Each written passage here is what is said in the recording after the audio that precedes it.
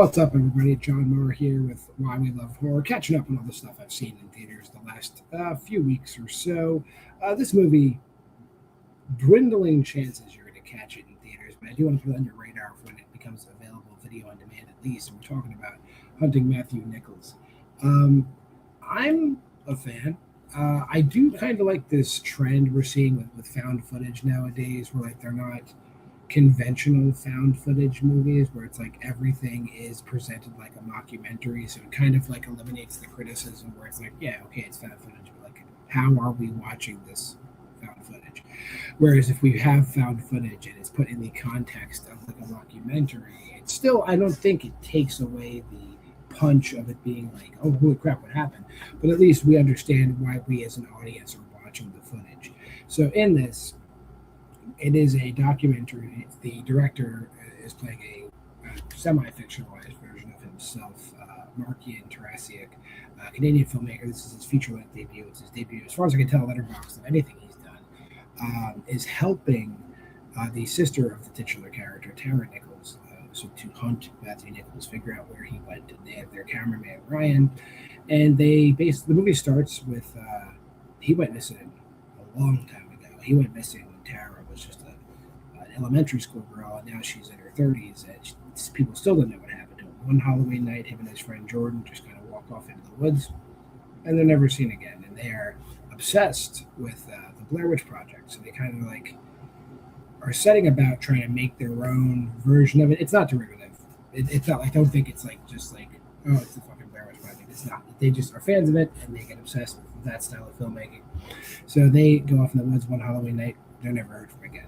There's a police investigation. They can't figure out everything. They're just like, they just went in the woods. They fell down a pit somewhere. Never be heard from again. Happens all the time out here on Vancouver Island in British Columbia.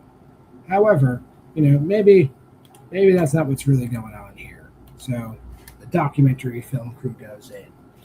They have hard-hitting questions for the police force and hard-hitting questions for like the survivors.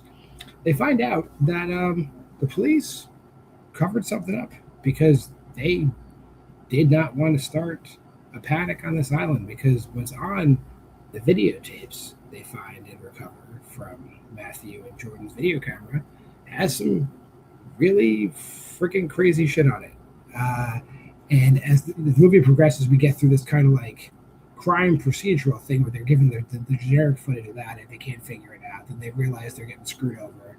They go through a legal battle. They get it. When they see the footage of the tape, you don't see what they see, right? You don't see what Tara and Marky and Brian see, but it inspires them to like, one, they're gonna bail, but then Tara makes a final plea that we got to go into the woods where they went to and see what happens, and they definitely see what happens. Without spoiling anything, I won't get into it, but there's a lot about like it touches on lore like the Wendigo and just general like folk tales we tell kids to stay out of the woods. And do we tell them to stay out of the woods because it actually is dangerous there, or do we tell them to stay out of the woods just as a precautionary measure? This movie answers that question in spades, and it also answers like how we got to see this footage as well, which is I like that it ties it up in a nice little bow. And I won't spoil anything else. Just know that the payoff is totally worth it. I would suggest if you can get your hands on this on VOD in the days to come, you should definitely do it. But let's go into some ratings here.